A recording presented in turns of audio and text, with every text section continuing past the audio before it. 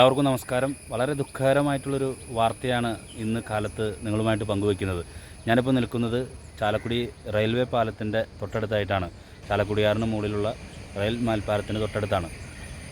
ഏകദേശം 1 മണിയോടുകൂടി ഇന്ന് കാലത്ത് 1 മണിയോട് കൂടിയിട്ട് ഇതിലെ കടന്നു പോയിരുന്ന ചെന്നൈ തിരുവനന്തപുരം സൂപ്പർ ഫാസ്റ്റ്, ഈ ചെന്നൈ സൂപ്പർ ഫാസ്റ്റ് കടന്നു പോകുമ്പോൾ 4 പേര് ഇതിൻ്റെ മുന്നിലൂടെ ഓടുന്നതായിട്ടും അതിലൊരാളെ ട്രെയിൻ തട്ടുകയും ബാക്കി 3 പേർ പുഴയിലേക്ക് ചാടുകയുമാണ് ഉണ്ടായിട്ടുള്ളതെന്ന് ലോക്കോ പൈലറ്റ് അറിയിച്ചിരിക്കുകയാണ്. ഇപ്പോൾ ഈ പുഴയിലേക്ക് വീണവരെ കുറിച്ചോ ട്രെയിൻ തട്ടിയ ആളെ കുറിച്ചോ ഒന്നും കണ്ടെത്താനായിട്ട് സാധിച്ചിട്ടില്ല. വളരെ ദുഃഖകരമായിട്ടുള്ളൊരു വാർത്തയാണ് പങ്കുവയ്ക്കാനുള്ളത്. ചാലക്കുടി റെയിൽവേ സ്റ്റേഷനിലെ സ്റ്റേഷൻ മാസ്റ്റർ ഉൾപ്പെടെ ഇവിടുത്തെ വാർഡ് കൗൺസിലർ KV പോൾ ഉൾപ്പെടെയുള്ള ആളുകൾ ഇപ്പോൾ ഇവിടെ എത്തിച്ചേർന്നിട്ടുണ്ട്. നമുക്കിതുമായി ബന്ധപ്പെട്ട് അവരോട് കാര്യങ്ങൾ ചോദിക്കാം. അതിരാവിലെ ചാലക്കുടി റെയിൽവേ സ്റ്റേഷൻ മാസ്റ്ററാണ് എന്നെ വിളിച്ചത്.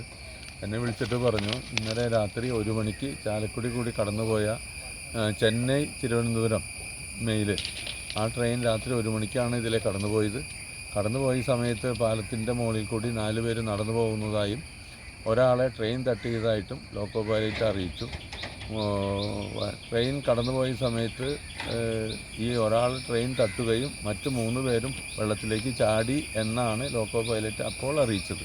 പക്ഷേ ഇന്ന് രാവിലെ ഇപ്പോൾ ലോക്കോ പൈലറ്റ് രേഖാമൂലം എഴുതി കൊടുത്തത് 4 പേര് റെയിലിൻ്റെ മുകളിൽ കൂടി ട്രെയിൻ വന്നപ്പോൾ ഓടുന്നതായി കണ്ടുവന്നു, 4 പേര് പുഴയിലേക്ക് എടുത്തു ചാടി എന്നാണ് എഴുതി കൊടുത്തിരിക്കുന്നത്. പക്ഷേ എന്തായാലും സംഭവം വളരെ ദാരുണമാണ്. കാരണം പുഴയിൽ അത്യാവശ്യം നല്ല ഒഴുക്കുണ്ട്. ഇവിടെ ശരിക്കും പറഞ്ഞപ്പോൾ ഈ പാലത്തുമേന്ന് ഒരാൾ താഴത്തേക്ക് വീഴുകയാണെങ്കിൽ എന്താണ് സ്ഥിതി? തീർത്തും അപകടകരം. പാലത്തിൻ്റെ താഴെ പുഴയിൽ നിറച്ച് കരിങ്കല്ലുകളാണ്. കഴിഞ്ഞ നിർമ്മാണ പ്രവർത്തനം നടന്ന ഘട്ടത്തിൽ പുഴയിലുണ്ടായിരുന്ന കരിങ്കല്ലുകൾ, ഈ വീണ് കിടന്ന കരിങ്കല്ലും നിർമ്മാണം നടന്ന ഘട്ടത്തിലുണ്ടായിരുന്ന കരിങ്കല്ലുകളും പുഴയിൽ അടിഞ്ഞു കിടക്കുന്നുണ്ട്.